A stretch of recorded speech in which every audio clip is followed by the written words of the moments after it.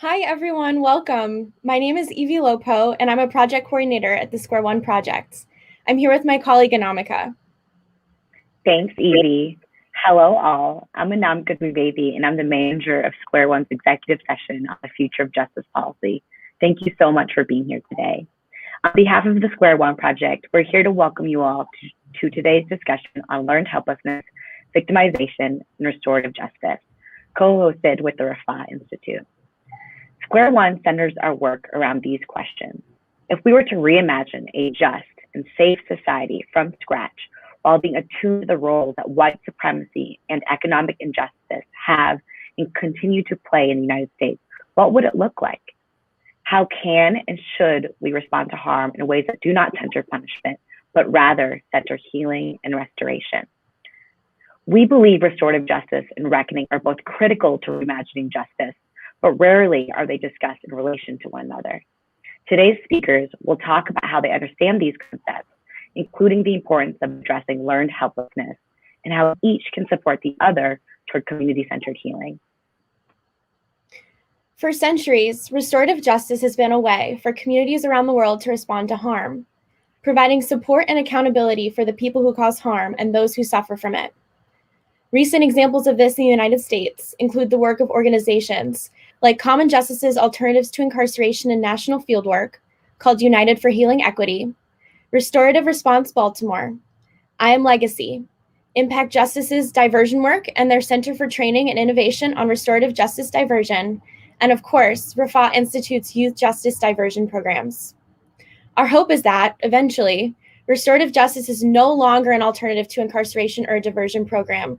Rather, the principles of such practices permeate system touchpoints to such an extent that the entire criminal legal system has shifted focus from punitivity to healing and humanity, and that restorative justice is available to all.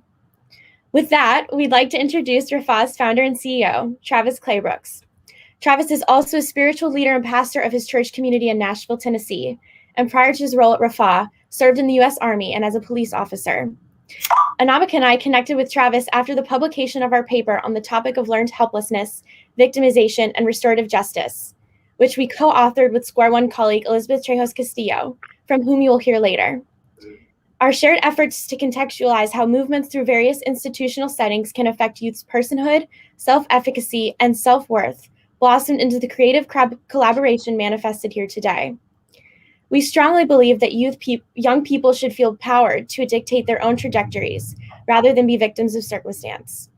This sense of empowerment can only come from processes of healing and trauma-informed care, whether it be on a micro level through restorative justice, or on a macro level via historical reckoning. Travis, we'd like to hand it over to you to introduce our panel, frame the conversation, and share a little bit more about what life experience has led you to this work. Thanks. Thank you very much, Evie. Anamika, thank you Square One Project for the work that you have done and really leading us to this place, to this space. We are deeply grateful to you for that. Welcome to everyone who's joined us today. We hope that you have not only an amazing experience, but that you take away from this an opportunity to engage more deeply where you are, be it in the halls of your university or in the halls of your courthouse or in the streets of your community. We hope that you walk away with some tools, some concrete tools, as well as an amazing amount of inspiration and really spirit uplifting to engage in such an important and deep work. We are at a point in time in our history where, as you've heard, this is an inflection point. So much is happening around us, and we believe that with the level of harm and impact that harm has had and systems have had in our culture, there's no time like the present than to reimagine the way that we are moving through our communities and through our society, to reimagine how we respond to harm. And that is a little bit of what Raphah Institute is about. We are a community-based organization in Nashville, Davidson County, Tennessee, that is primarily concerned with helping communities to heal from harm that happens at the system level by confronting its root causes. We are a platform for engagement We see partnerships as integral to our work. We believe that our communities have what it needs to thrive and survive. And so our role is to help create platform for that to happen. One of our processes is a restorative justice diversion program in partnership with our district attorney and our juvenile court judge, our public defender, and our police department, where we divert certain cases, certain felony cases, out of the traditional criminal legal process, and we process those with a restorative justice engagement, where we work with the person who's been harmed, as well as the young person who has caused the harm, to talk about that harm, its impact, and for them together to explore ways of repairing it. And the goal is transformation for the young person and accountability, as well as healing and transformation for the person who has been harmed. So it is my pleasure to be here with you today. And I want to, at this point, begin to welcome our panelists to the space. Listen, you are in for a treat today. This is a rock star, high-powered, high-performing panel. You are not only hearing from people who are deeply engaged in thinking about this work, but you're going to be hearing from people who are deeply engaged in actually doing the work. So take your seatbelt and click it together, because we're going to have a high-powered time today. I want to first introduce Ashley Sellers. She is the Restorative Justice Diversion Program Coordinator Program Director at Raphah Institute. She facilitates restorative conversations in juvenile court between young people who have been involved in felony crimes and those people who have been harmed. Ashley also works with a campaign for the fair sentencing of youth, the Children's Defense Fund, the National Council for Incarcerated Women and Children, Free Hearts, Unheard Voices Outreach, and the ACLU here in Nashville. Welcome, Ashley. Thank you for being here today.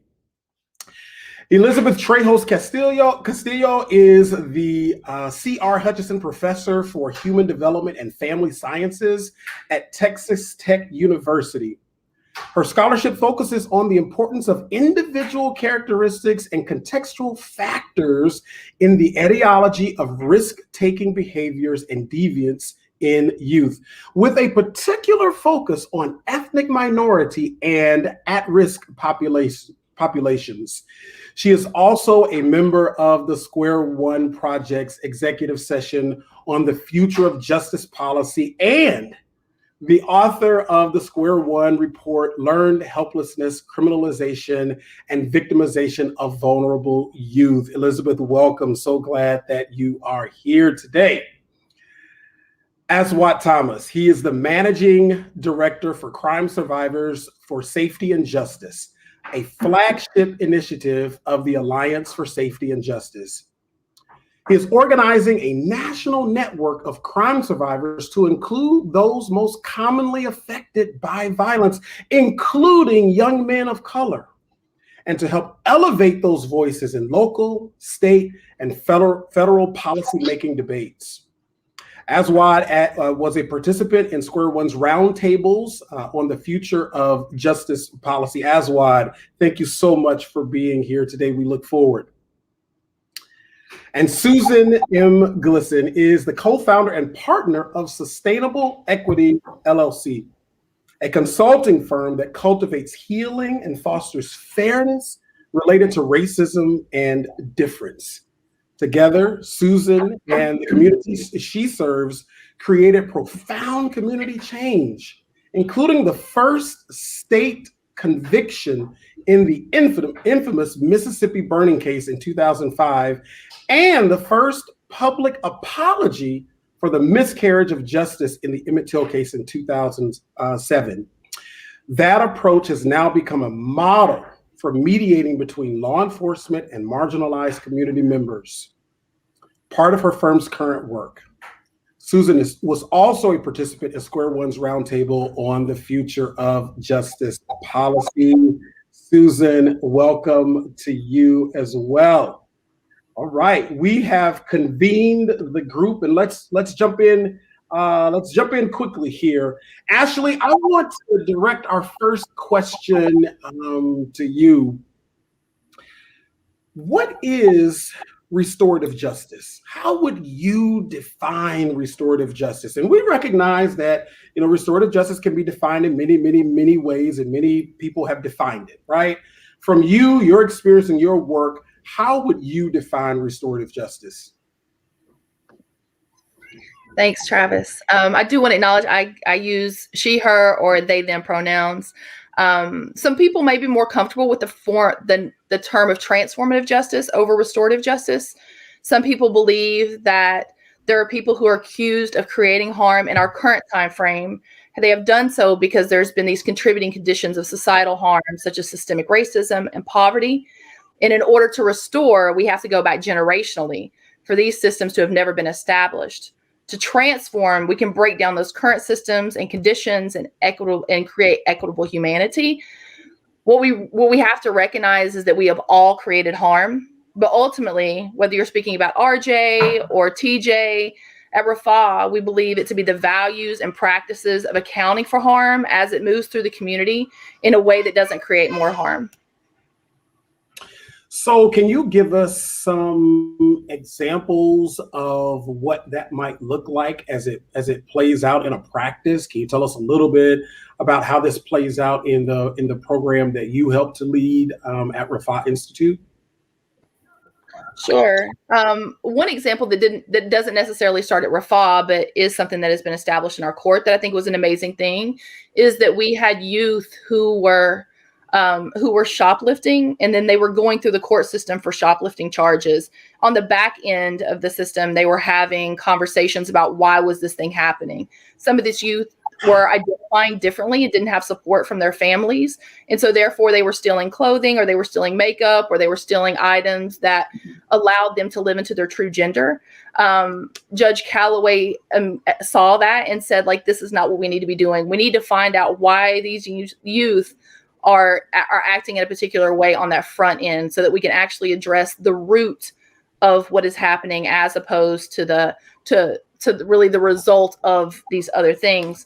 I would say at Raphah, it really is us having conversations to find out, like, why a thing is happening. We have youth that are trying to open car doors looking for change because they don't have food. And so the issue isn't like, this is what you have done first, but really, like, why have you done this thing? So that we can really address what led to you making this decision currently, and what prevents you from making this decision moving forward. Okay, so I'm hearing you, kind of capture both this restorative justice framework and this maybe larger, what could be considered a larger transformative justice kind of framework. That is to say, well, maybe there's an environmental dynamic that is making it more likely, or advancing the situation where a young person, or a person in general, might be engaging in what could be considered antisocial behavior. And that as systems, or as programs, or as nonprofits, that there has to be some way for us to not only address the moment of harm, but also maybe the structural dynamics that are undergirding that. Am I capturing that pretty well? Yeah, I think we have to be in community with one another. We have to see our neighbor. We have to see our neighbor. We have to find out what's going on. We have to ask those questions. Are you okay? And what's going on? And whatever that looks like. Yeah.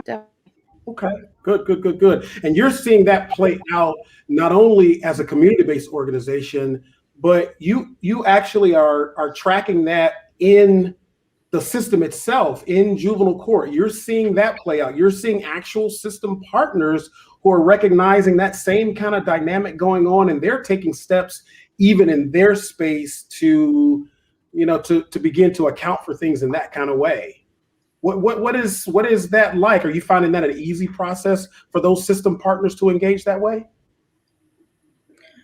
Yeah, so I think as conversations continue to be elevated, as society continues to demand more and hold leaders accountable, I think leaders are leaning into those spaces to find out why things are happening the way that they're happening. I think it's pushing schools to ask the questions, why is this kid sleeping in class?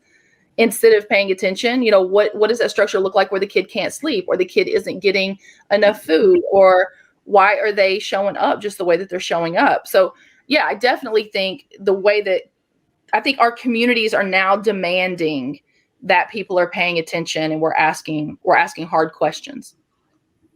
So the environment is fertile for us to take these steps. There is an opportunity, flashpoint, as people sometimes refer to it as, for us to begin to really reimagine and think differently about how to do this. And you're seeing that. Elizabeth, I want to turn the conversation to you now to sort of maybe scope out this a little bit. Are these kinds of diversions, from your perspective, are they important for young people, and in what way are they valuable for a young person going through the criminal legal system, for example? Thank you, Travis. I just want to start by saying hello to everybody and welcome to our conversation today, and just thanking my colleagues at the Square One Project, and particularly the Raphah Institute, for providing this space to talk today. So back to the question, the predominant justice system in our country is based on the idea of retribution, which means that we identify blame and we administer some type of punishment for that. On the contrary, when we think about diversion youth system programs, we try to identify responsibilities, foster personal and interpersonal transformation after an offense has been committed. And the ultimate aim here is to promote healing. So diversion programs really allows us to approach youth crime as a consequence and not as a cause of a social problem. It is important that we understand and raise awareness that youth who are involved in the juvenile justice system are, for the most part, minoritized youth who have experienced or are experiencing different challenges in their immediate context, for example, poverty, domestic violence, exposure to community violence, drug abuse, and some have been prostituted or even forced into illegal types of activities at a young age. So through their short lives, these youth have survived many negative experiences, and in order to survive and adapt to those circumstances, they have developed negative coping skills due to the lack of guidance and clear and held boundaries or societal and family support to break that vicious cycle. So due to the challenging context, these youth are often immersed in many different systems at the same time. And because of their behaviors, we are dealing with the outcomes or the consequences of it, but we are not understanding the individual trajectories. And then, even though they're victims of the context and the exposure of this vicious cycle, they ended up being criminalized. And they ended up being immersed, like I said, in many different systems at the same time. So the restorative justice practices allows us to meet the youth where they are and understand, have the time to pause, to think, to talk to them, to understand their trajectories, and not jump to criminalize them immediately based on the outcome that we're dealing with, which is actually the regular way that our justice system deals with this kind of problems. Now, this is very interesting because both you and Ashley have really begun to hammer home this sort of, there are these external environmental factors that really begin to drive some of these behaviors that we are talking about that end up landing a young person engaged with the criminal legal system, right? And you both have articulated that as more of a symptom, right? Engagement in the criminal legal system. Elizabeth, let me invite you to think about this from the youth or the young person's psychological perspective. How is the psychology of a young person impacted by these external factors that may be happening? Poverty, homelessness, poor health care, poor education engagement. How does that impact the psychological development of a young person? And how can a restorative practice change that if it can? So that's very important to really understand, like I said before, the trajectory of this youth. Children in general, when we're born, we are naturally equipped to develop properly in the right circumstances. So all children are born with all the capacity to love, to develop empathy, to dream, to play. And if you look at little one, they are very curious. They want to eat the world at once. They're just really full of life and full of energy and full of curiosity. Now, in the right circumstances, in the right environment, that child is going to thrive. Why?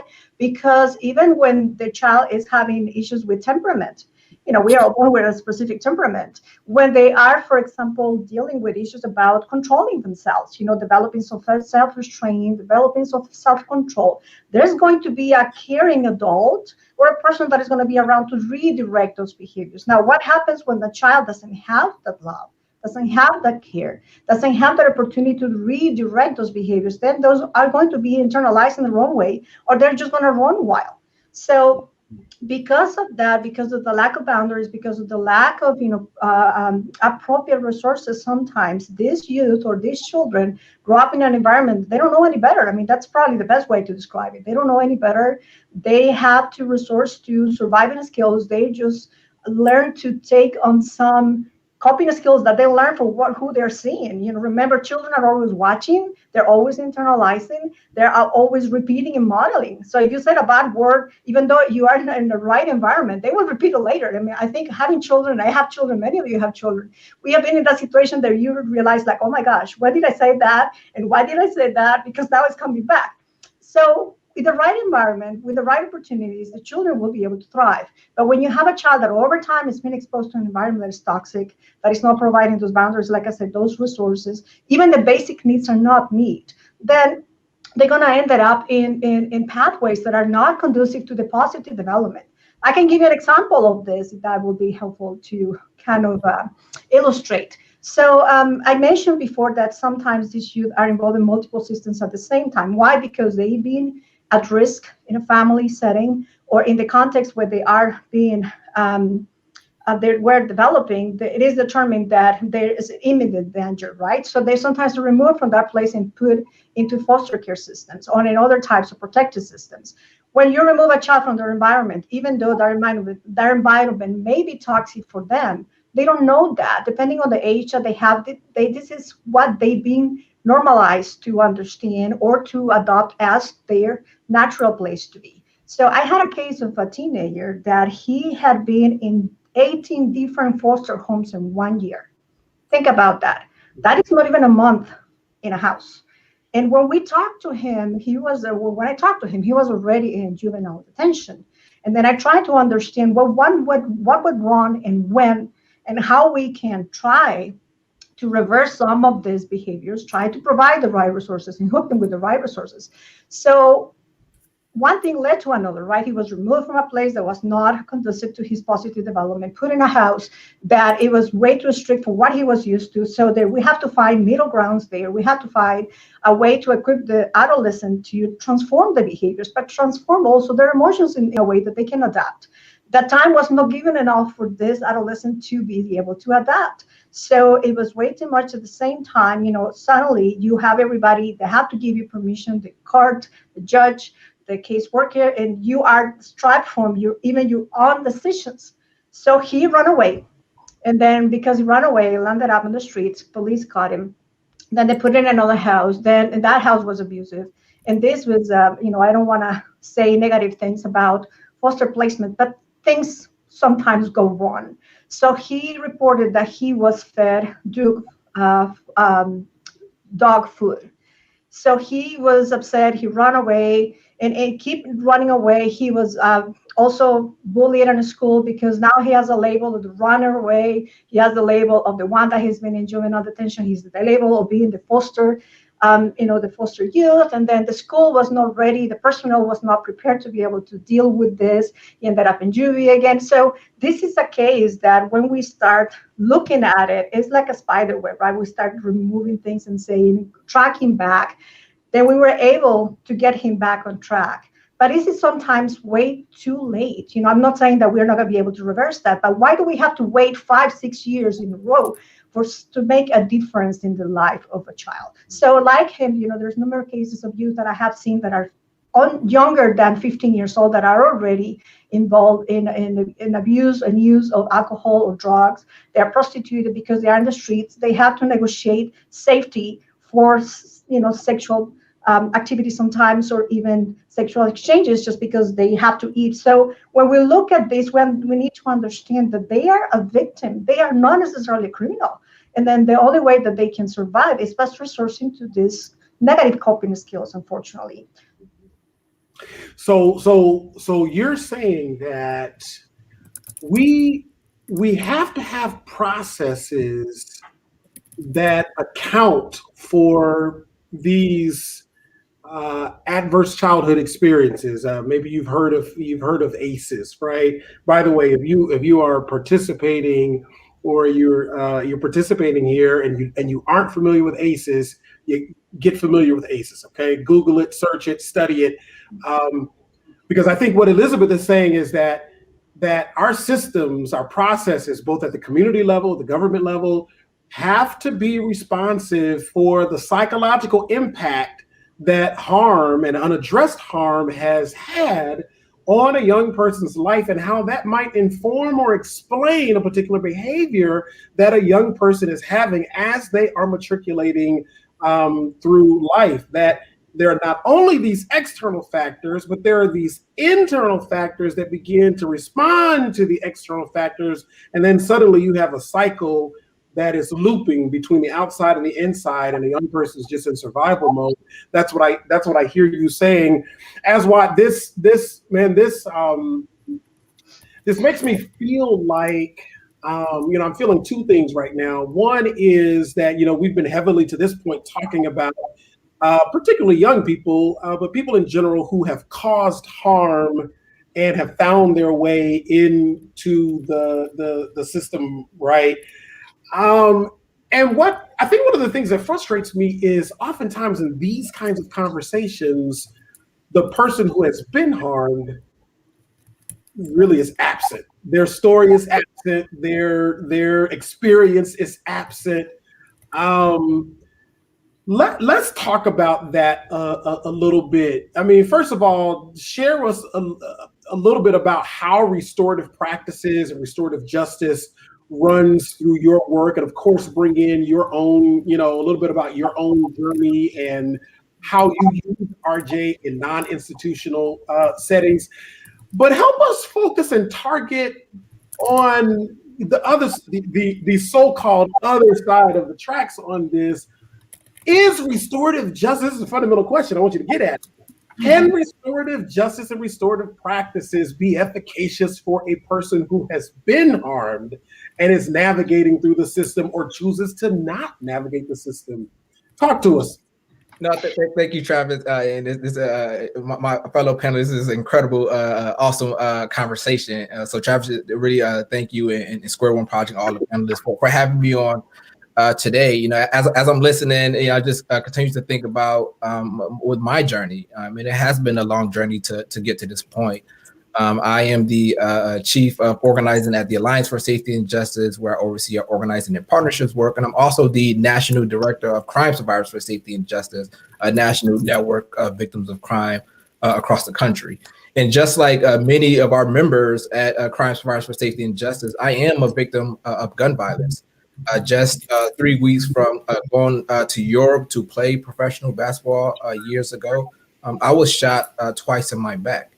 And when I became a victim of gun violence, those bullets ended my basketball career and nearly my life.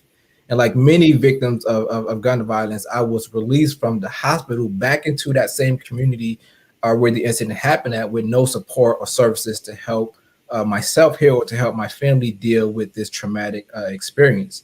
It wasn't until I really began to learn about two of the young men that were involved in my case. I later found out that one of the young men that shot me was also a victim of gun violence 4 years prior.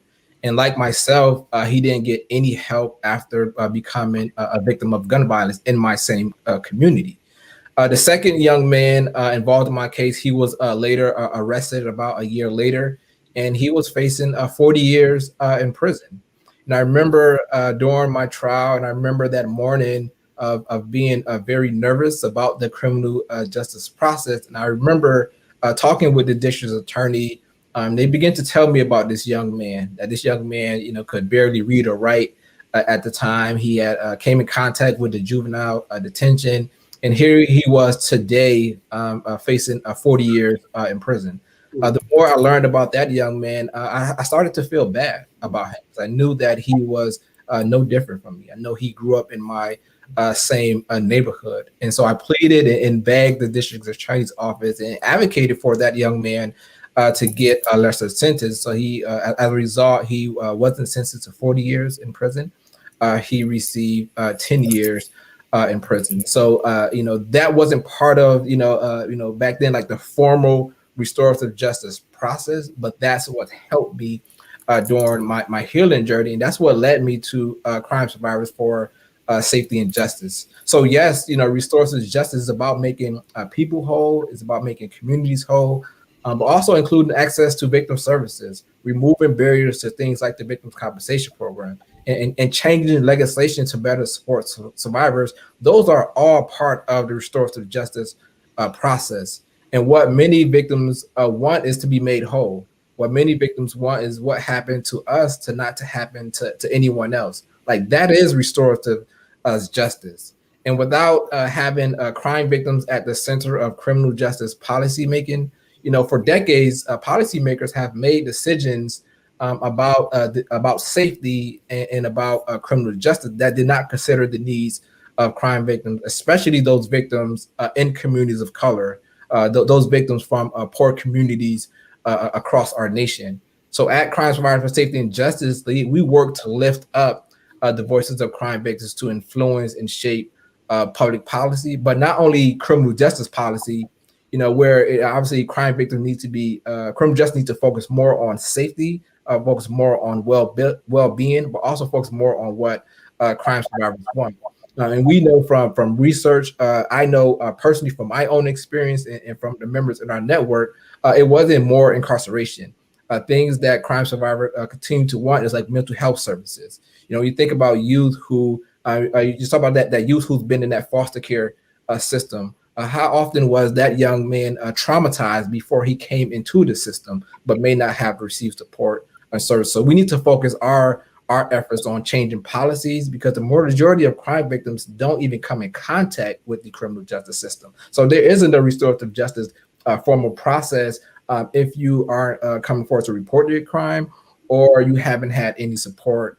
So we work to really advocate for things like mental health, violence intervention, access to substance abuse and therapy, and stable housing for people who have caused harm. We know that they need access to reentry opportunities, education opportunities, employment opportunities. Those are the things that keep people safe. And I want to close by saying this: like, if we're going to be honest and really create safety, we must address the core needs of communities and really resolve the root causes of violence and instability. We've invested billions of dollars on a criminal justice system that doesn't make us safe. We invested billions of dollars in the criminal justice system where we have took away resources for schools, housing, education, mental health treatment. In order to get mental health in some states, you have to come in contact with the criminal justice system. So we must change our thinking, and we must work to elevate the voices of crime survivors at the table, because our communities can't wait for us to respond to harm and violence like after it occurred. That we need to prevent it in the first place, and that's what we are working to build at Crime Survivors for Safety and Justice, and that means listening to all crime survivors, and that's the policy changes we need to make. As Watami, first of all, thank you for sharing. Thank you for sharing your experience. Thank you for holding the experience that you have had these years. Thank you for holding that pain and for gifting us with that. And I am deeply sorry that happened to you. Thank you. Let me ask you, do you find, when I think about victim advocacy, when I think about victim rights, when I hear that term, what could naturally come to my mind is a particular persona of victim, right? Mm-hmm.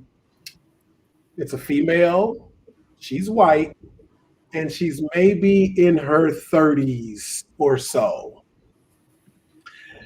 But do you find a disparity in victim services? Do you find a gap in who is actually the quintessential victim, if you will, in our country?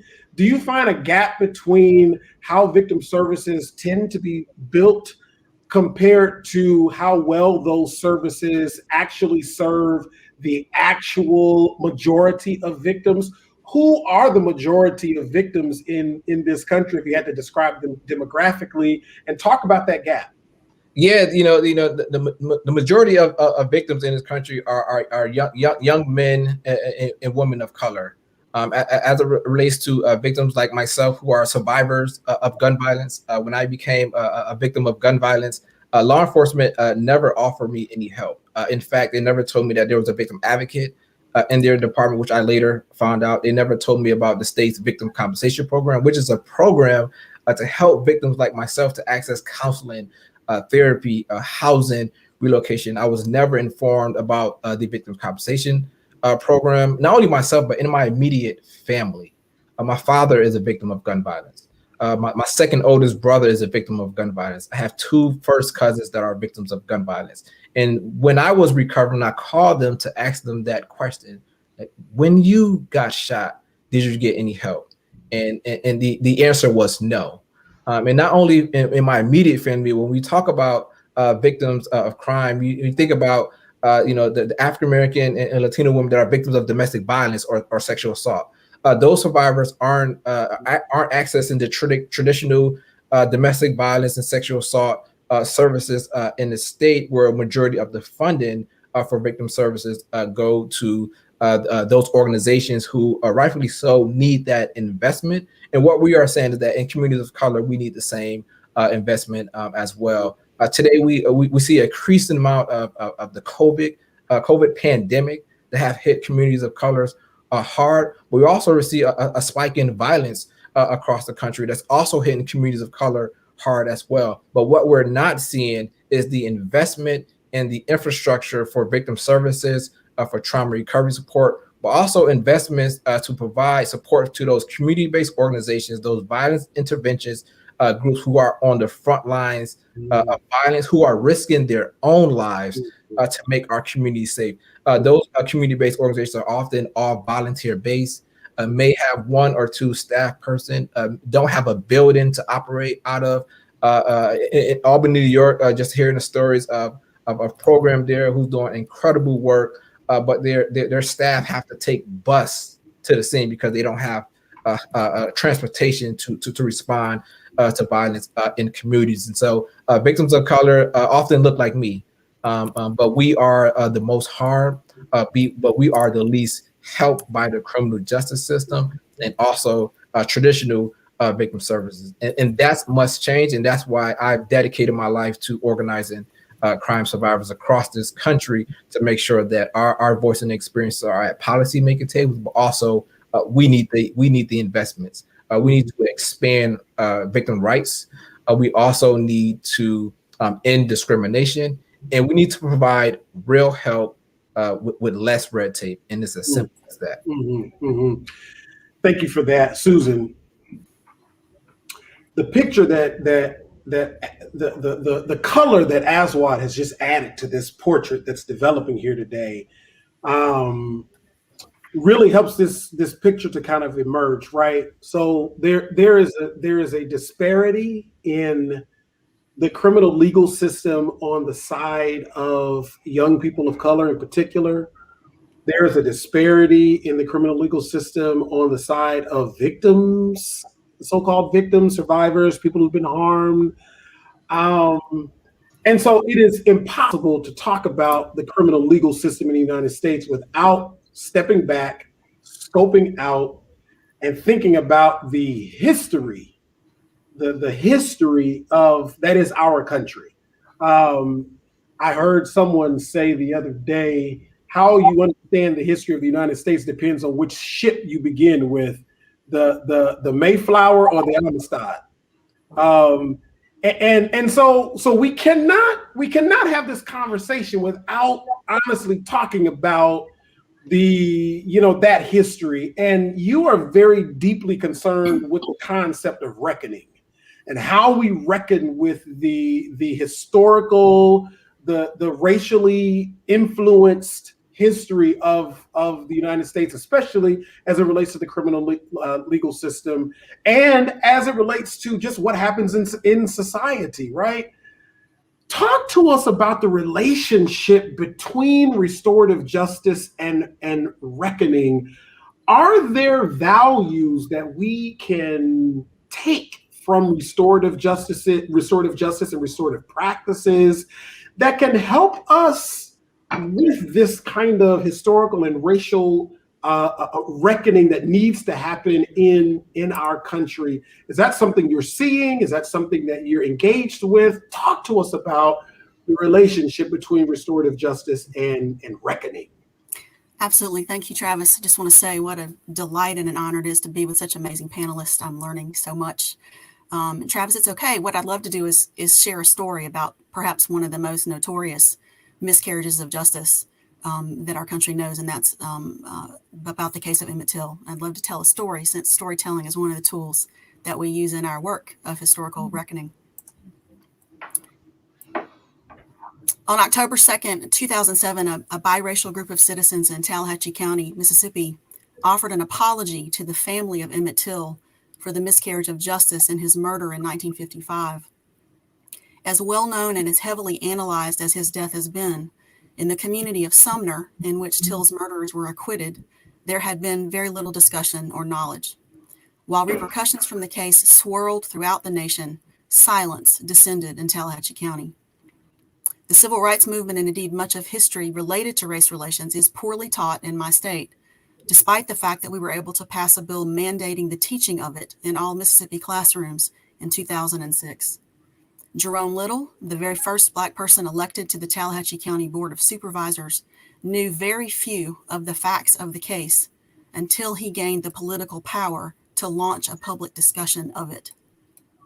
When Little became the first Black chair of the Board of Supervisors, he persuaded his fellow supervisors, a majority white board, to create the Emmett Till Memorial Commission late in 2005. In 2006, Mr. Little invited me to support the work of the commission to help the area duplicate the success of the Philadelphia Coalition in Neshoba County, which I also facilitated. The Philadelphia Coalition was a multiracial group of citizens who issued the first community-based call for justice in 2004 for the murders of the 3 civil rights workers there in 1964. Their call and subsequent lobbying of their local district attorney and the state attorney general helped result in the only state conviction in that case in 2005. The effect of the conviction of Edgar A. Killen, and more importantly, the trusting relationships that the coalition built, which encouraged truth-telling, enabled the reordering of how public monies were spent, as well as the election of Philadelphia's first Black mayor, which is a majority white town, in 2009. And Mayor James Young has been reelected ever since his first victory. Mr. Little asked me to offer his community similar support, and he hoped for comparative, transformative results. In our first conversation, Mr. Little said he wanted Tallahatchie to offer a statement similar to the Philadelphia statement, a historical reckoning statement, if you will. The power of Neshoba's statement was in the broad-based multiracial leadership of the group and in the support their work received in the local community. The Neshoba statement had been built on an earlier apology on the 25th anniversary of the murders, but that did not go so far as to call for justice. The reckoning of the earlier apology was insufficient to transform the community until it was wedded to the call for justice. But we were unable to do any of that until we took the time to build trusting, truth-telling relationships. So as we developed the Till Commission, the white residents who agreed to join the commission warned me about someone that the Black elected officials called the Godfather. The person was the largest landowner in the area. In fact, Mr. Little had grown up on his plantation. The Black members of the group said the most that we could hope for in terms of this person's support was for him to send a surrogate to the meetings. But with help from the lone white progressive in the community named Betty Pearson, we were able to get this man, Frank Mitchner, to come to the meetings. Soon, Mr. Little asked me to craft a statement for the group. I began it with the words, "Racial reconciliation begins with telling the truth." As soon as we introduced the statement in a subsequent meeting, Mr. Mitchner got up and walked out.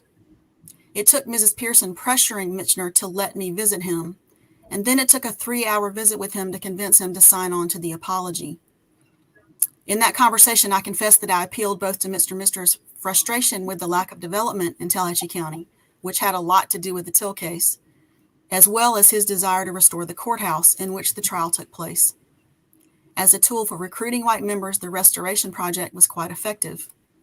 So I had to begin with Michener's self-interest, but by having him join the larger group, we were finally able to have more honest conversations about the devastation that racism had wrought in the area. With those conversations and the apology, the group erected markers across the county related to the Till case, one of which has become a point of contention between those who continue to believe myths and lies about our past and who try to destroy the sign, and those who understand the community's freedom and prosperity will only come from historical reckoning and justice. They've now had to erect a bulletproof sign to protect their local truth-telling. Wow. Susan, you have brought us to an intersection. And in this intersection is the vehicle of race and racism, that is also at the intersection where the justice system, or the so-called justice system, is present. There is Jim Crow-ness. There is a crime that has taken place, the killing of a Black boy, a system that has failed to address the victimization that has happened. All of this sitting in the bed of this, this culture, right? And you've helped us in this one moment to see all of these parts and pieces, and then comes to this intersection, this framework of restorative justice that somehow is able to address each one of these facets. And this is a question I want to give to you, and I actually want to open this up to the entire panel, because it really begs the question: is restorative justice a durable process for handling our most difficult harms in our community? Is it? It seems like from this story that it certainly is something to be considered. And I would just add that our current legal process, we have plenty of research on it. It is not capable. We have plenty of research. We put a lot of money into it. We put a lot of time into it, put a lot of people into it, a lot of energy into it. But is restorative justice, is restorative practices, is it durable? Susan, take us, and anybody else who wants to jump in on that, can it handle it? It cannot handle it alone. I think it has to be wedded to historical reckoning, and I think it has to be wedded to the kind of development of emotionally robust spaces of interaction, of dialogue, of practicing the elements of equity. The historian James Loewen argues that telling the truth about the past helps cause justice in the present. And he goes on to argue that achieving justice in the present helps us to tell the truth about the past. For me, restorative justice and historical reckoning are inextricably linked. We've got to be able to tell the truth about the past so that we can understand the damage that lies about the past have caused.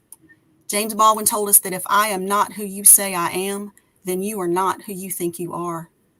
We white folks especially have based our existence on the empty calories of a false narrative.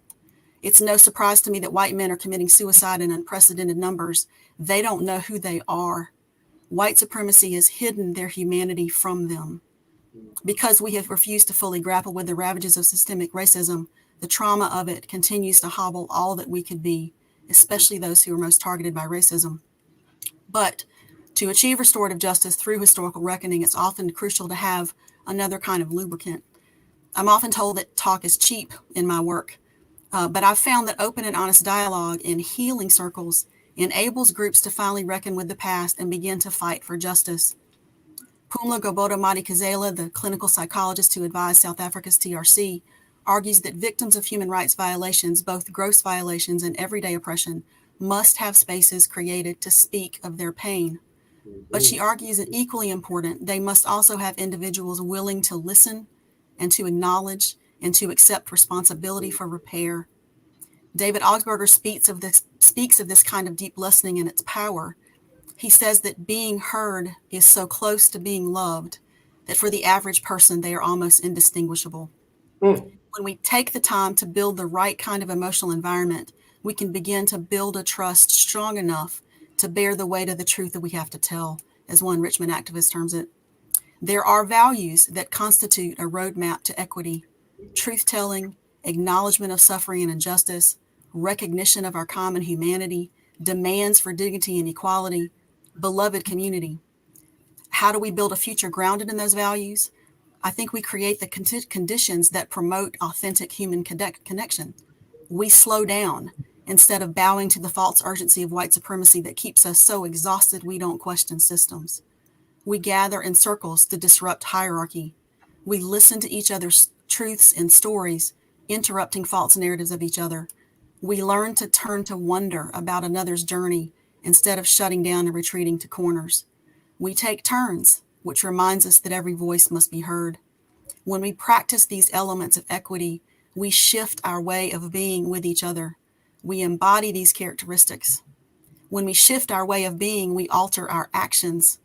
As activist Taj James asserts, shifting our way of being is equity. So all the time when I'm told that talk is cheap, I say only cheap talk is cheap. If we're purposeful, then we can change the world.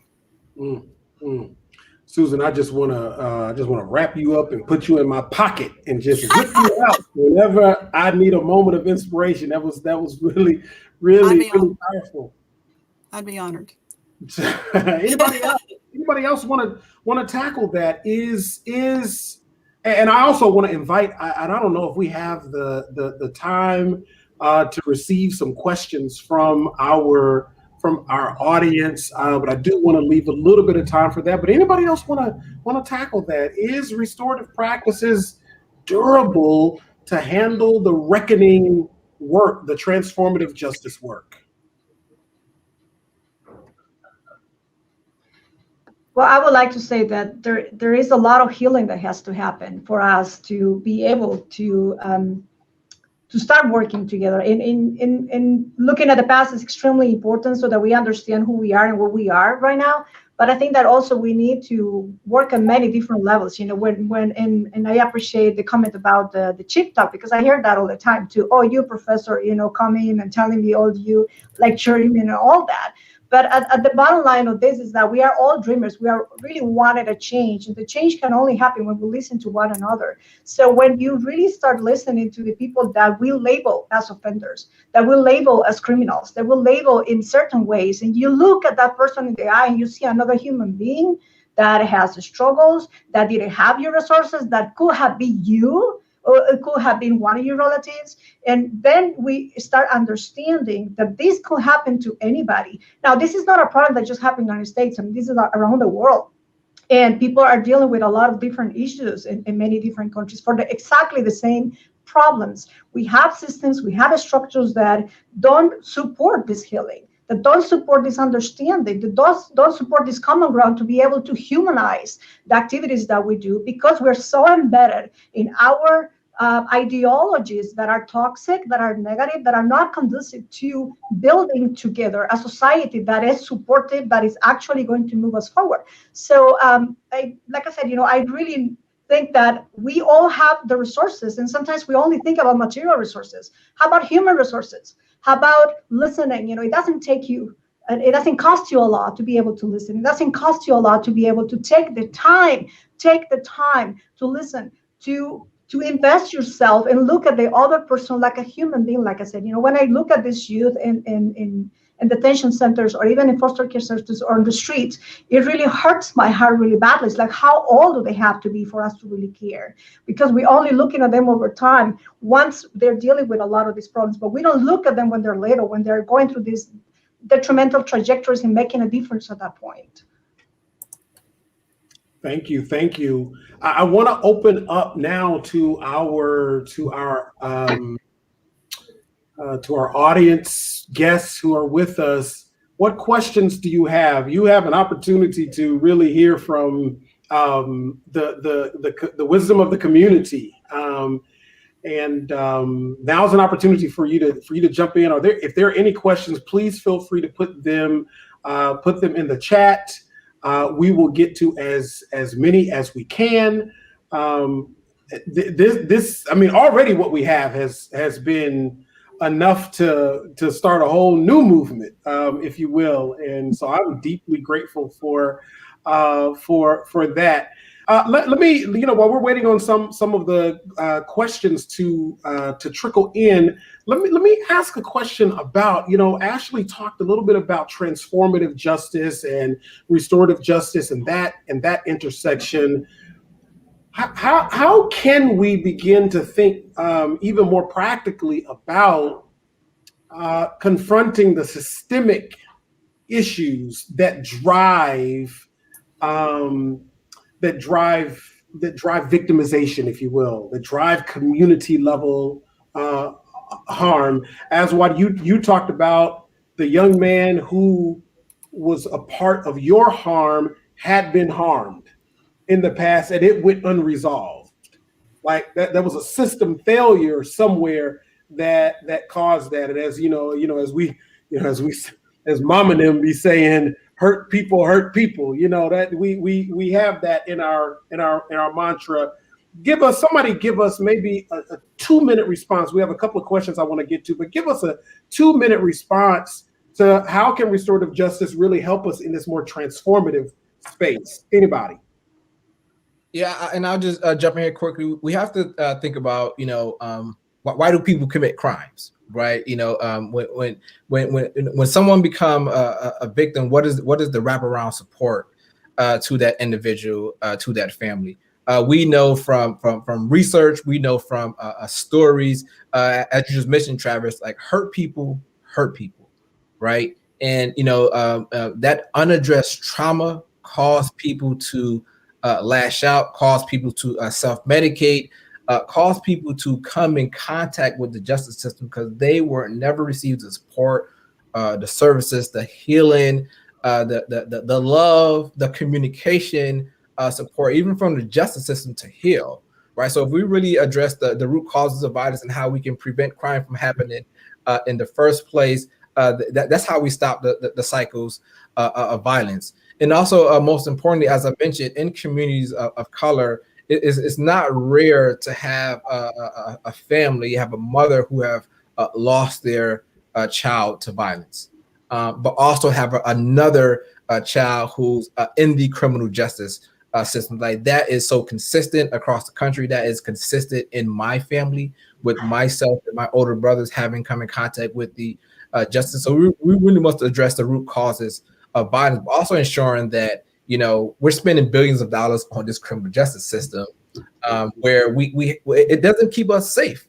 I mean, if we all were to think about what places keep us safe, is home, is with our family. It's in that loving environment that have the resources that they need to thrive. So stop investing in the criminal justice system, billions of dollars that doesn't keep us safe. Let's spend those resources and reinvest in communities. But most importantly, we have to change policies and legislation. That's what we have to do. And in states across the country, you know, if you are a victim of a crime, there are victims compensation programs. There are often time limits. So some of the time limits in some states across the country that you must file a police report when you become a victim of a crime, and 48 hours, 72 hours, or even up to 5 days, right? After you become a victim, in order to access support, you must file a police report within that short time limit. We know that for majority of crime victims, you have never shared with your family of what happened to you. So we must change legislation to remove those time limits for people to just file the report in order to be eligible for the program. The other side is that when we change that, there are time limits on when you can access the program. So there are short time limits that, hey, you only have a year when you become a victim to get counseling or therapy through the state-run program. We need to just remove time limits because healing is not short-term. Healing is long-term, and we must address the issues that we have in legislation right now that needs to better support survivors, also people who come in contact with the criminal justice system. Great. Thank you for that. We have a couple of questions that have come in, and I know we have to get to the next part of our engagement, but I want to get a couple of these questions in. And both Angela Clark and Rosalie Martin both center their questions in a similar space. Angela is the Title IX coordinator at a university, and she's wondering, where do I get trained? How do I get trained to do restorative justice work? Any programs that anyone would recommend? And Rosalie asks a similar question. She's thinking about maybe in the middle school and high school space, how do you use restorative practices in the school to prison pipeline? So somebody talk to us about where can I get how can I get training on getting a program going, and where do you see the intersection in a school setting, particularly a university setting, and can you see restorative practices interrupting the school to prison pipeline? And by school to prison pipeline, I'm gonna set a definition. We're talking about kids coming to school who get into trouble at school, who find the court as the principal's office, and they end up on a trajectory to prison. Anybody? Y'all don't know where some training's at? Come on now. Well, I can talk a little bit about how we can try to prevent this the school to prison pipeline. And restorative justice, it can be adapted depending on the school and depending on the needs. There's a lot of trainings, and definitely trainings are important to provide the tools for people to, in practice, implement this type of programs. But one of the things that we're dealing in, and it's a big issue, and at the policy level, we need to definitely deal with this, is the zero tolerance kind of policies that have been implemented across schools in the country. And with the increasing numbers, for example, of what they call school resource officers, plus the high rates of suspensions and expulsions and arrests and referrals to the juvenile justice system, we need to, in a way, train. I think it is important, the training that can happen in the schools, to be able to have personnel in the school that is able to deal with this, and not only think that only a counselor can deal with this, because the counselor might not be trained. I mean, it's a counselor that works with all the different things, but may not have the right resources or the right tools to be able to apply some of this have these conversations. Now, we also need to look at this individual, at this youth, and understanding where they're coming from. Like I said before,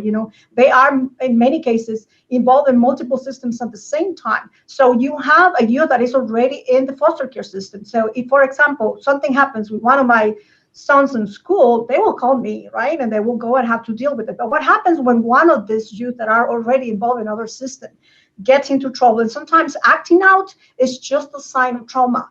Acting out is just a sign of something that is not going well. So what happens? They call immediately the police. They take them immediately to juvenile detention. And by doing that, we're perpetuating exactly the problem that we're trying to address. So what I will say is just, get the train, but also let's not limit ourselves to think that only with training we can make a difference in the schools, because the truth is, and I'm talking from experience here, it's hard to have a buyout from the school sometimes, because they are already with their hands full, trying to deliver the curriculum with everything that they need to do. And this seems like an imposition, but we can talk to them, we can negotiate, we can build together this social responsibility and work with them in identifying ways to be able to stop this pipeline. And but we need to equip them too. It's easy to go to a school and say, well, we need you to do this, but how am I going to do this? You need to equip me. We need to work together on building this path that is the right path for this youth.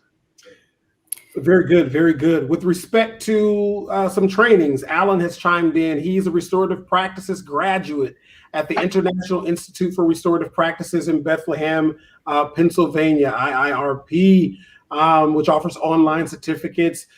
You may be familiar with Impact Justice that does trainings. We do trainings at Raphah Institute here in Davidson County.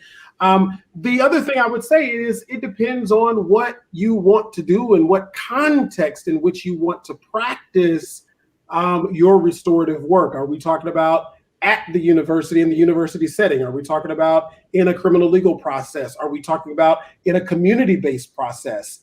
So it depends on what kind of engagement you want. Certainly there are spaces and places that you can go and get general principles, but I would tell you the best way to learn is to do it. That's where you're really going to cut your teeth. Go ahead, Susan. Yeah, I might add too that, under the canopy of racial healing, restorative justice processes are an important part of that.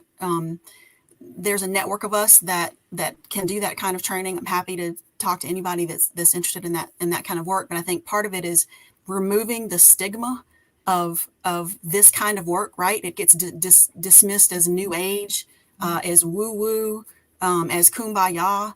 And yet Cornel West says that justice is what love looks like in public. So if we're going to love in public, we got to know how to do it better in private. We got to practice it.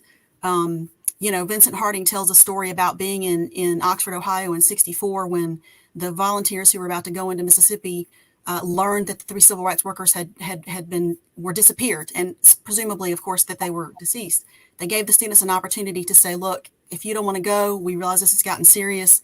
Take some time, go outside, call your parents, let us know what you want to do. And they all went outside, and Vincent Harding walked among these groups of students, and they were all holding each other's arms, and they were singing Kumbaya. And not a single one of them decided to go home. They all went forward to Mississippi, and that's the kind of power, that kind of love that is willing to put your life on the line for other people's rights. That's the kind of love we got to talk about, and not let, some folks on the right dismiss that as weak, as that's not what people really do. That's not what men do. We got to remove that stigma. Yeah, if you've ever been a part of a restorative justice process, if you've ever been a part of a healing circle or a conflict circle or harm circle, you know that not only the circle itself, the engagement itself, but the preparation for that, that is one of the most taxing, courage requiring, most difficult works that one can do. And it doesn't matter whether you're the person who's caused the harm or the person who's been harmed. It's not an easy work. And so diversions particularly from the criminal legal punishment side, people say kids, people are getting off easy. No, they're not. They actually have to do way more work than just going and sitting in a cell and not being accountable for anything. I think I'm saying this name correctly. Kiston says that in some states you are prohibited from receiving services as a victim if you've been convicted of a crime, right? And this kind of gets at Mandaria's question, which she's a victim advocate. I'm assuming that you are a she. I'm using that pronoun. Please forgive me if I am incorrect. Is a victim advocate who wants to know, hey, what are some of the things I need to ask about or listen to or pay attention to help resource my clients? Hey, that's something to think about. And I think, maybe Aswad probably can, I don't know, but as Black men who are victims of crime, sometimes the story that is made up is you probably were somewhere doing something you weren't supposed to do, therefore your victimization is somewhat deserved. And therefore there's less. I see you smiling. You seem to resonate with that.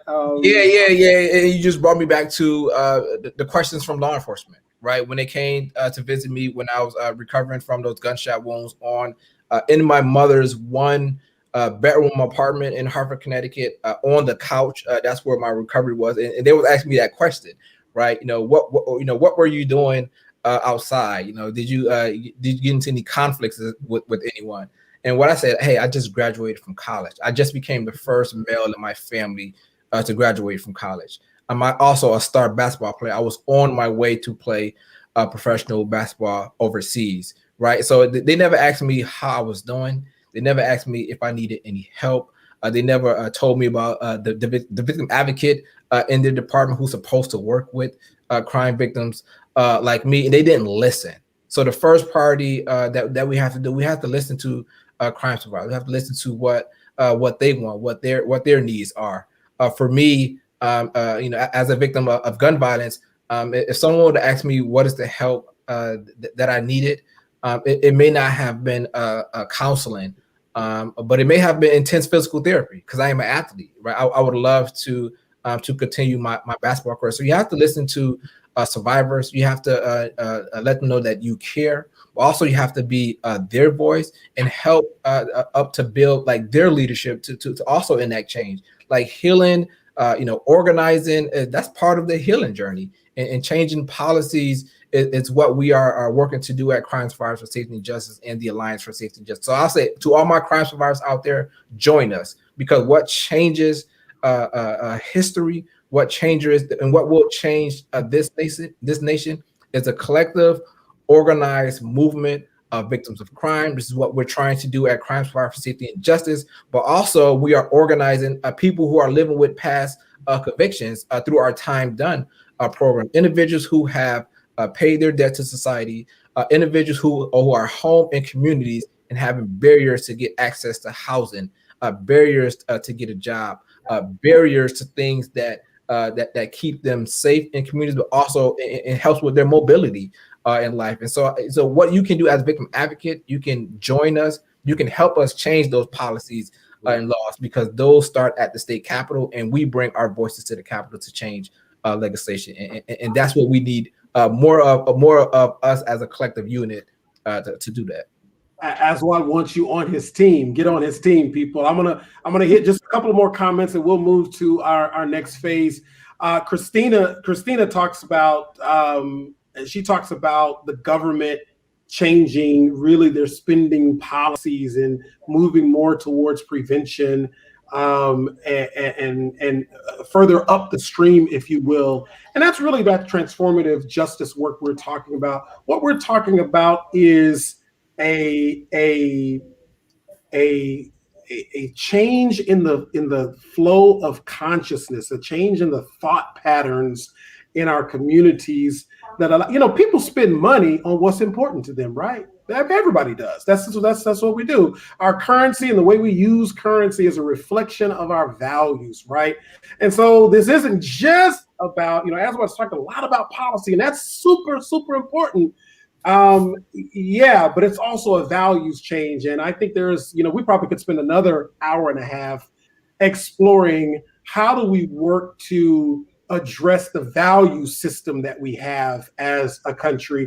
I spent a little time in Hamburg, Germany, and visiting their youth detention facility there, and they use restorative practices in that space. And something the chief warden shared with me, I asked, how is it that you all have such a high regard for the dignity of human beings, especially your young people? And he said to me squarely, you can, in his very broken English, deep German accent, you cannot underestimate the impact, the shadow that the Holocaust has on us. We as a nation harmed some people deeply, and we never want to do that again. And so that they have a value system rooted in, Susan, truth-telling and an acknowledgement of our past and an acknowledgement of our history. And it has changed how we think. It's changed what we do. It's changed how we treat ourselves. Okay, wait a minute, y'all gonna make the preacher come out of me now. I got to put it down. I got to put it down. Let's I think what we'll do is, Elizabeth, I think we are supposed to spend a little time together talking about your paper. I do want to spend a little bit of time doing that. And so before we do that, let me just thank our panelists, thank this group of people, Ashley, Susan, Aswad. Thank you so much for bringing your wisdom, bringing your experience, sharing your stories, sharing your expertise with us. Thank you so much for being here. On behalf of all of those who have been witnessing this, I want to extend to you our gratitude. Thank you so much for being here. Elizabeth, I would love to spend some time together talking with you a little bit about the paper that has really brought us together, Learned Helplessness, Victimization, and Individualized Responses to Harm. Tell us a little bit about this concept of learned helplessness and how it relates to the work that you do.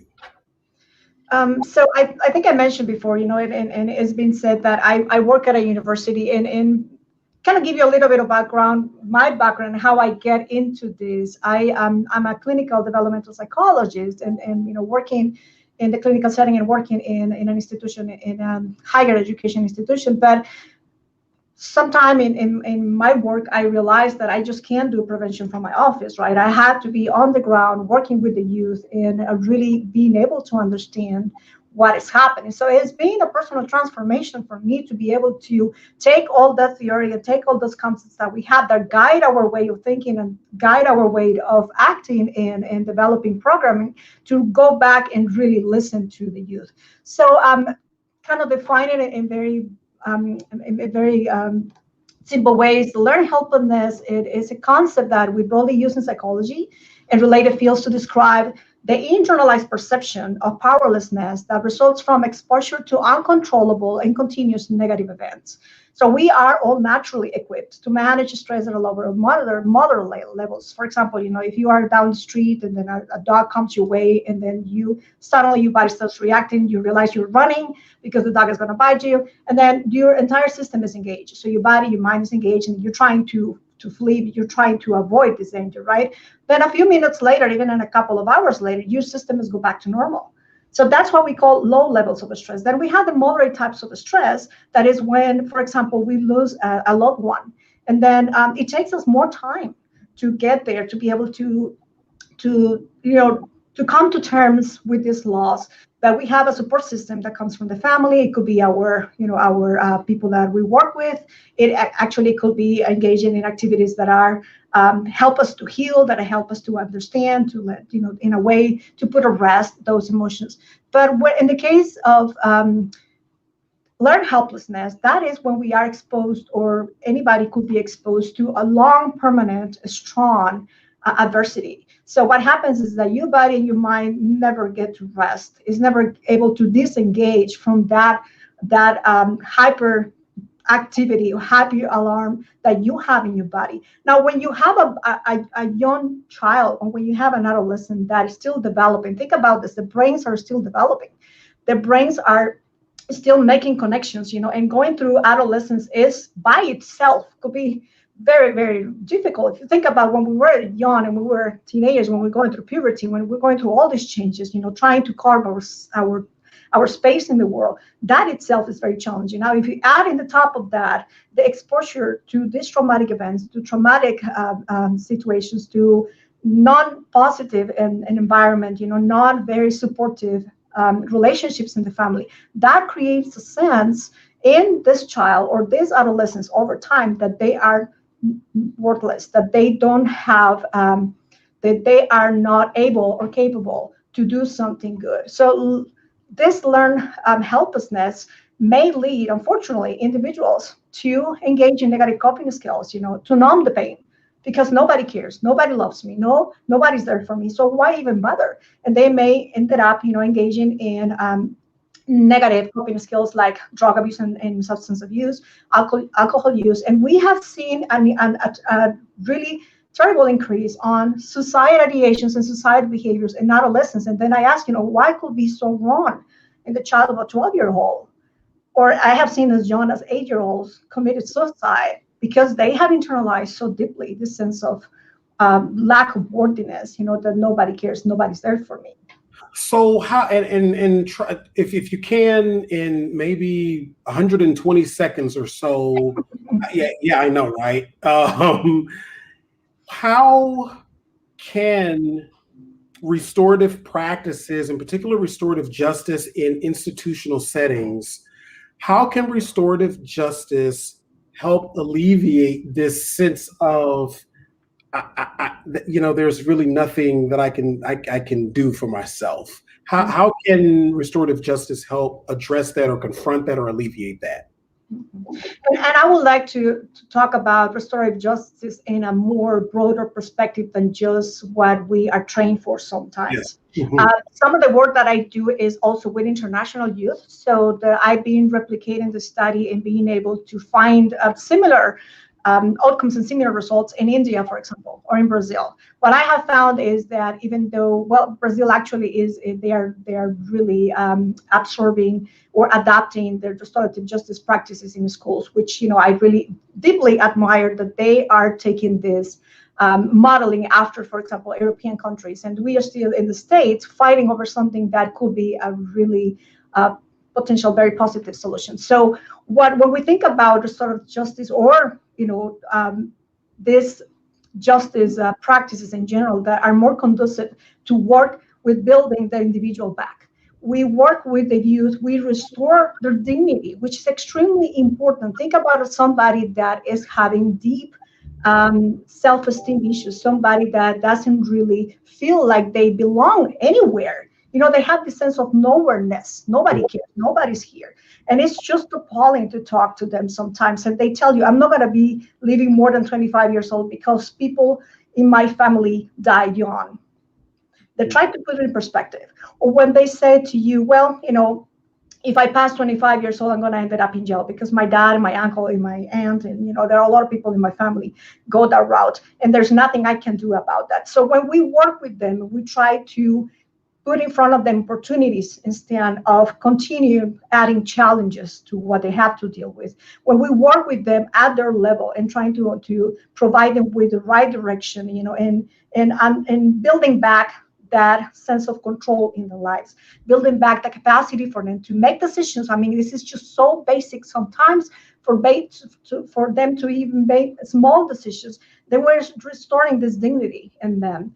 At the same time, we're restoring accountability. I think it's extremely important when we work with youth, and I have worked with them many, many times. And I actually had, if I may share a very kind of short story with a youth that he was always, like when we have conversations, he was always trying to challenge me, and he made it look like he was against me and angry and all that. But I realized at some point that he wanted attention, that all what he wanted was direction in his life. He wanted guidance. He wanted me to repeat that guidance, to provide him with some coping skills that were positive because he needed that. So I went away for a couple of weeks because I had to take care of some things in the university, and went back to the school to continue working with him. And he came to me and he did this with his shoulder on my shoulder without saying anything. And he said, I missed you. Oh, okay. Well, I thought that you didn't like me. He said, well, I like you because you give me direction, because you put me back in my place. And every time I got to do something negative, I think she is going to be mad at me, and she is going to come back with me. So, that's just a little example of how that right there in practice is the principle of restorative justice. We're trying to put them in the right direction with the right skills without judging them. I think that's important as well, but allowing them to build that accountability that will put them in the right path. Elizabeth, we need 3 hours.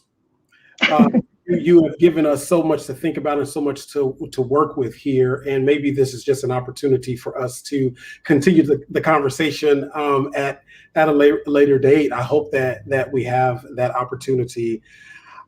So thank you so much for being here.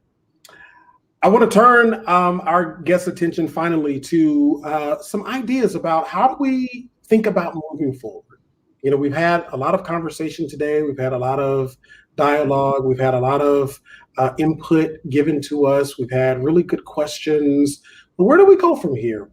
What should we be aspiring for as we move forward into the future? And I want to bring the Reverend Vivian Nixon to the forefront now to help us think about how to move forward and where to go from here. Reverend Nixon is the Executive Director of College and Community Fellowship, and an organization that helps women whose lives have been impacted by criminal and correction systems access and complete college. Inquiry into the function of knowledge as power is a consistent theme in her work. Reverend Nixon imagines justice as a demand for equity, inclusion, capacity, and visibility to exist for all people across all systems. He holds writing fellowships at Aspen Institute, SIN, Open Society Foundations, PEN America, and a John J. Medal for Justice. Reverend Vivian is also a member of Square One's executive season on the future of justice policy. Reverend Nixon, will you take us home? I will certainly try. Thank you so much. Can you hear me?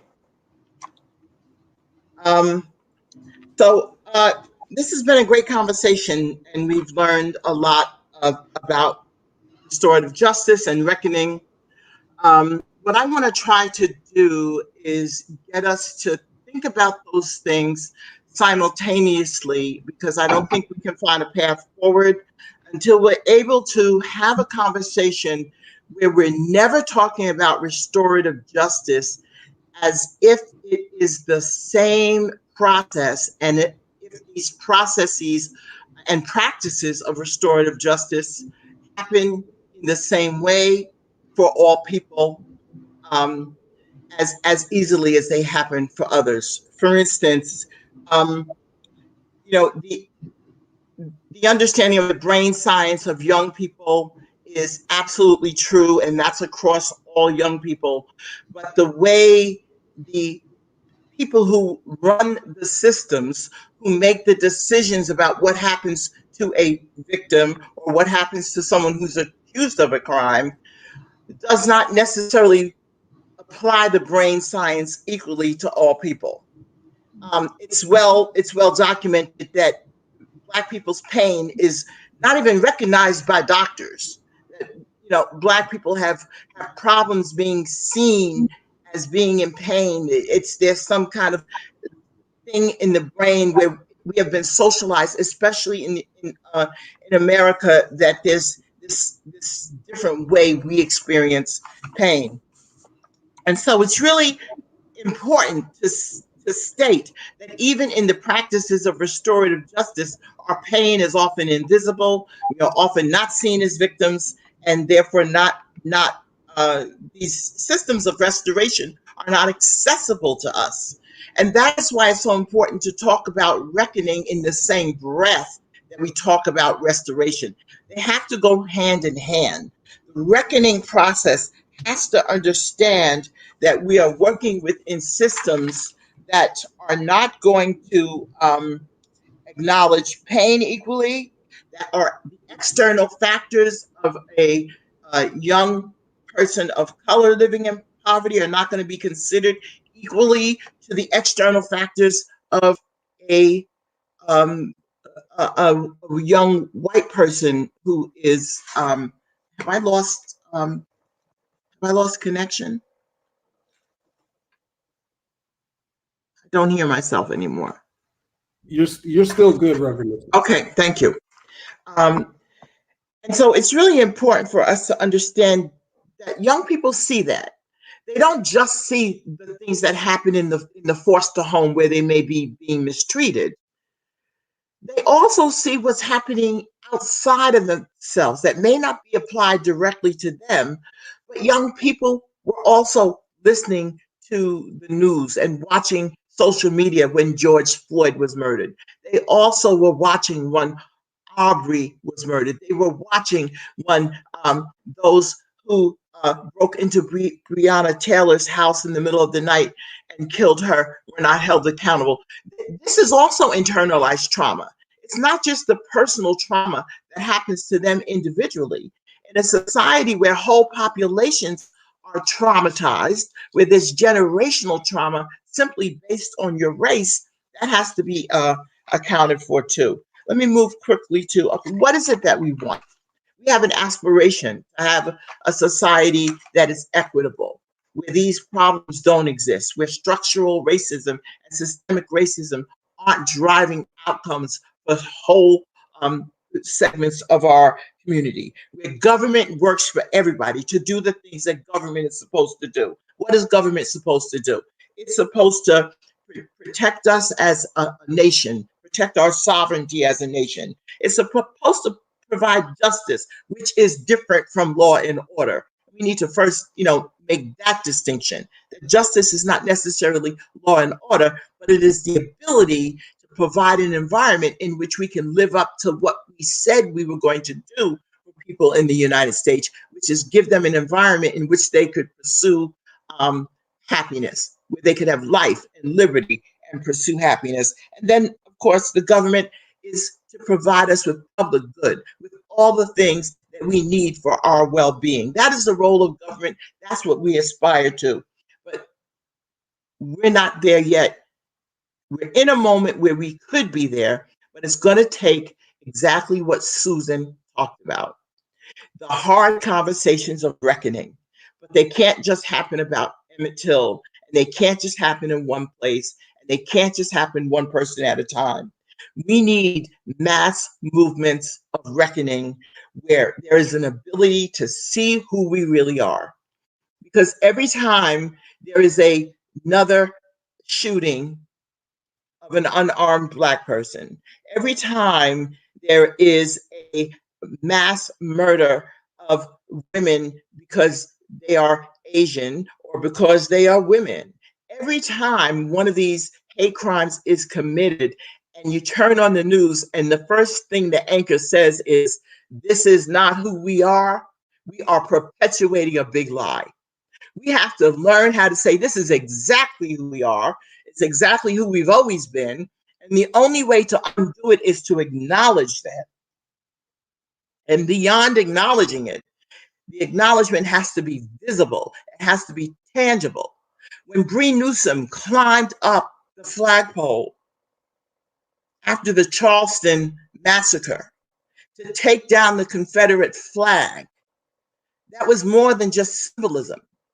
It was a visible statement that these reminders of who we really are, if we're saying we are not that anymore, they have to come down, and we have to build monuments to reconciliation, monuments to unity, monuments to the erasing of anti-Black, anti-Indigenous racism in this country. And so what do we need in order to get there? Well, we need to tell the truth, and we have to make some sacrifices, right? We have to give something up. This is not going to come for free. It's going to cost something. And people have to come to grips with that repairing harm is not going to be free. We can just trim the hedges if we want. When you go out in your yard and trim the hedges, they're going to grow back and you're going to have to trim them again. But to fix this problem, we have to pull the weeds up from the root. The root is structural racism. You want to be a good ally? Let's go back to Bree Newsom. When Bree Newsom climbed that flagpole, there was a guy at the bottom of the flagpole wearing an orange vest. It made it look like whatever was going on there was official. The guy with an orange vest, oh, they must be fixing something. So nothing's going on over there. So the campus police and nobody was paying attention. So she was able to get up that flagpole unharmed. She didn't get shot down because there was a white ally at the bottom of that flagpole who decided he was going to just stand there and wear an orange vest. And guess what? Nobody knows his name. That's allyship. Because he wasn't doing it to be seen. He was doing it because he was a true ally. So acknowledging it, making some sacrifice, and then deciding what restitution looks like. How do we repair the harm? On an individual basis, we can figure that out. On a one-on-one conversation about restorative justice, it's easy for a community to go through a healing circle and get to a reconciliation process and go through it. But how do we do that as a nation? How do we do that as a nation in an environment that less than 100 days ago had an actual insurrection at our Capitol in response to the election of people who disagreed? There are 250 laws in 44 states currently being processed to disenfranchise the vote of people of color in response to a nation that wants to reconcile. And the only way to stop the reconciliation from happening is to stop people from being able to exercise their right to vote, because it will happen, because it's what the majority of the people want. The struggle cannot be intermittent. It has to be ongoing. to move forward, we cannot rest on our laurels. We cannot say we have restorative justice programs sprinkled around the country, so therefore we're going to get where we have to go. No, the struggle is ongoing. It is consistent. It is every day. And after we win one victory, there will be another struggle. And the moment we acknowledge that the struggle is eternal, we are free, because we then realize that inside that struggle is also where our strength and hope reside. So I hope that this conversation has been as helpful for you as it has been for me. I have learned a lot. But let's make sure that we understand when we say restorative justice and reckoning, we have to think of them as intertwined, and we have to deal with the inequities that are based in structural racism, white supremacy, and systemic inequality. At the same time, we're dealing with the individual process of restoration. Thank you. Wow, Vivian. Thank you. I'm in the unenviable position of following you, and I think I just want to hold space for what you just said. So,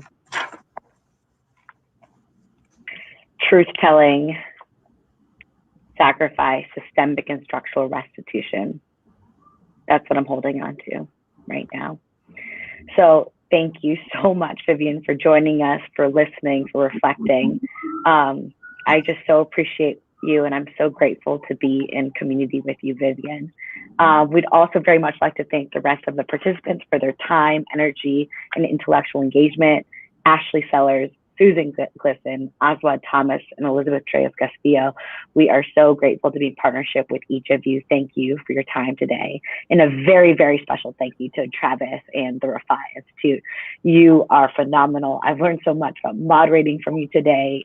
Thank you so much for weaving all of the different talents and passions of our participants together so beautifully for this discussion. We're really lucky to be part of this work to build justice and equity with you all. Yeah, we also really, really want to send a warm thank you to everyone who joined us today, our audience members. Your active participation was wonderful, and we'd love to, continue that line of thought. So any thoughts, opinions, questions, anything you'd like to share, even if it's just feedback about today's panel, please feel free to email us at info@squareonejustice.org. It's the email on the banner. And that concludes today's discussion. So thank you all so much. We hope you're well and safe. Wishing you all the happiness. So thank you so much.